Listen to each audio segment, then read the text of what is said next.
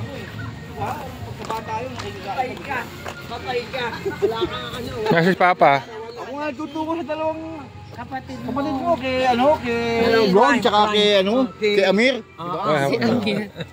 Umihi ka ba? Oo. Si Amir. Si Amir. Hindi, mas okay siya.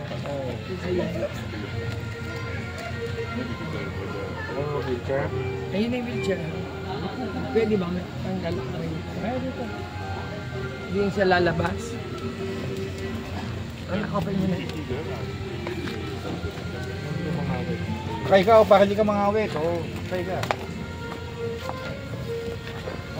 Kumusta naman ang mga bahay mong tinayo sa Dubai? Patayo ka na ba? Hindi po. Ha?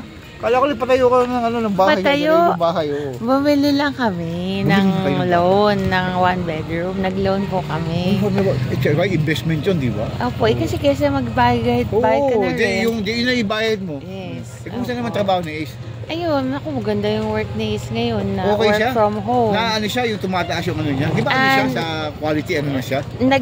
Nag-work po siya sa Bake Mart. Oh. Tapos, ano yun, inabsorb na ni Almaray. Oo. Kasi nakakuha siya din ng manager na position sa health and safety. Pero siya lang naman mag-isa, wala siyang under. Okay, sakot nila. Pero ngayon, lumipat siya sa Jones Lang Lasal na para mga real estate. Nagmamanage sila ng iba-ibang project like Cisco, Standard Chartered, HSBC, Amas, mga ganon. So yun, Safety rin siya. Opo, dun siya nakakuha ng contract specialist. Ang handle nila, buong EMEA, buong Europe.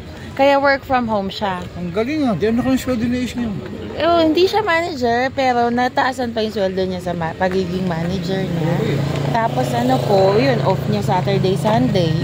Tapos work from home pa. Sobrang balance Kaya sala yung panalaw sa ano yun, no? Ay, yun ang sala. Teka, baka